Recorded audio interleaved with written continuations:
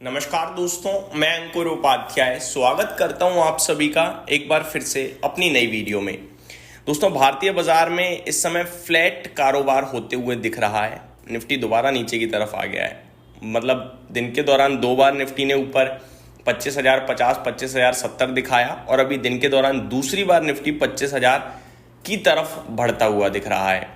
मैं आपको दो चीज़ें बताना चाहूँगा। अभी 25,030 पे स्पेसिफिकली निफ्टी खड़ा है, 25 पॉइंट नीचे है, फ्लैट टू नेगेटिव है। वहीं आपके लिए mid cap index, small cap index flat to positive है और बैंक निफ्टी लाल और हरे के बीच में झूल रहा है।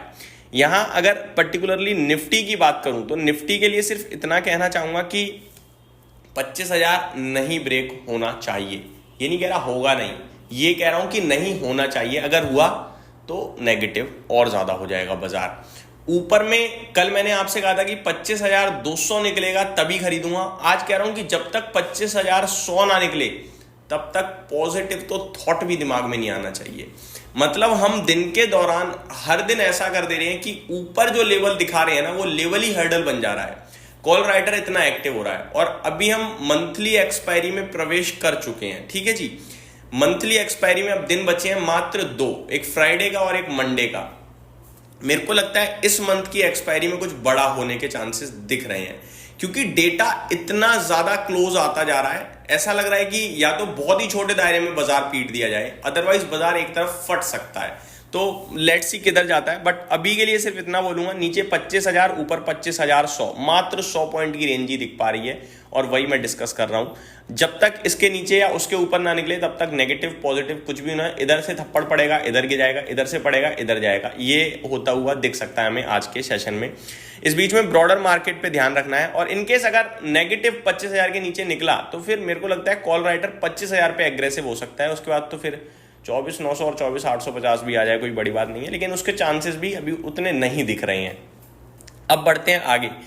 एक लिस्टिंग हुई है दोस्तों आई वैल्यू की, 299 का इशू प्राइस था, 287 287 रुपए पे ट्रेड कर रहा है, करीब 4% का लिस्टिंग पे नुकसान दिया है। एक ही चीज बोलूंगा अपने व्यूअर्स को कि इसके आईपीओ पे तो मैंने कोई डिस्कशन नहीं किया था, लेकिन अगर आईपीओ में ऐसी रिस्पॉन्स है तो मेरे को लगता है आपको एग्जिट दे देना चाहिए। फिर मतलब नहीं बनता ज़्यादा रुकने का। 4% कोई बड़ी बात नहीं होती है, 14-15 हज़ार रुपये पे एग्जिट मार देना चाहिए।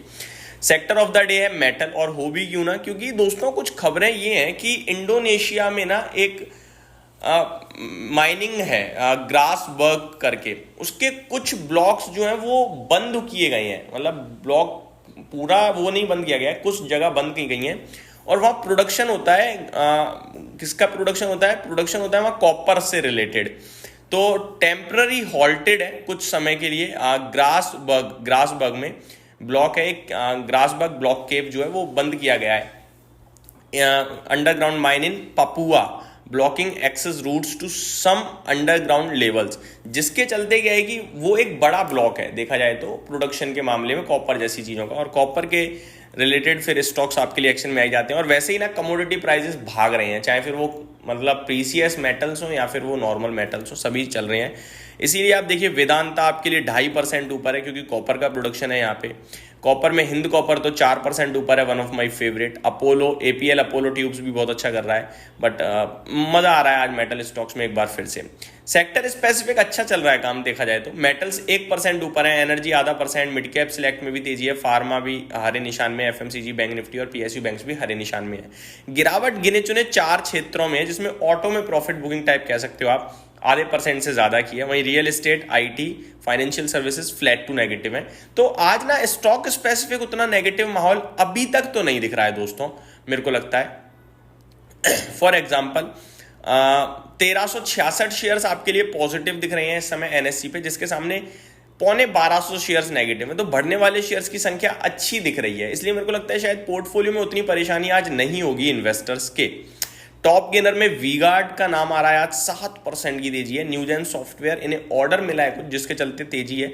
Intellect design, arena, Hind copper और अदानी पावर में भी आज उछाल आता हुआ दिख रहा है। टिकेगा नहीं टिकेगा ये देखने वाली बात है। टाटा इन्वेस्टमेंट, कल वीडियो बनाई थी तेजी की, आज बात कर रहे हैं मंदी की। यही कहा था कि ये जो तेजी हुई है प्रॉपर एंड प्रॉपर आपकी तेजी हो गई है दोस्तों। वीकली एक्सपायरी बंद करने को लेकर बड़ी खबर आते हुए दिख रही है दोस्तों सेबी की तरफ से। वीकली एक्सपायरी पर सेबी से कोई चर्चा नहीं हुई अभी। तो ये पॉजिटिव न्यूज़ है देखा जाए तो बीएससी एंजल वन जैसे खबरों स्टॉक्स के लिए। इस पे बाद में डिस्कशन करेंगे। तो टाटा इन्वेस्टमेंट ने कहा था कि टाटा कैपिटल के आईपीओ के चलते रैली बन गई है। बाकी टाटा ग्रुप के स्टॉक्स में अभी टाटा स्टील छोड़ दिया जाए तो कोई ऐसा तेजी में नहीं आया, तो थोड़ा बहुत आ सकता है नीचे, और अचानक से ही आ गया, 5.5% नीचे है। टाटा मोटर्स अगेन 2.5% नीचे। एस्ट्रल, तानला, रेडिंगटन में भी गिरावट देखने को मिल रही है। अदानी पावर में टर्नओवर अच्छा हो रहा है, आज 1150 करोड़ का ऑलरेडी हो चुका है। निफ्टी 26 स्टॉक्स नेगेटिव है, इनफैक्ट 25 नेगेटिव है। कोटक बैंक बिल्कुल फ्लैट है। टाटा मोटर्स टॉप लूजर है। एशियन पेंट, टाइटन में गिरावट देखने को मिल रही है। 24 पॉजिटिव है। बीईएल लीडरशिप ले रहा है तेजी की। हिंडाल्को, ओएनजीसी में भी अच्छा एक्शन देखने को मिल रहा है आज के सेशन में आप सभी को। तो ओवरऑल ये बाजार का इस समय का फ्रेश अपडेट है। बाकी बहुत सारे स्टॉक्स हैं जो खबरों में और ब्रोकरेज हाउसेस के रडार पे हैं, जिसके बारे में आप सभी के साथ दिन के दौरान बात करेंगे। यहीं समाप्त करते हैं इस वीडियो को। Thank you so much for watching this video. Have a great day guys.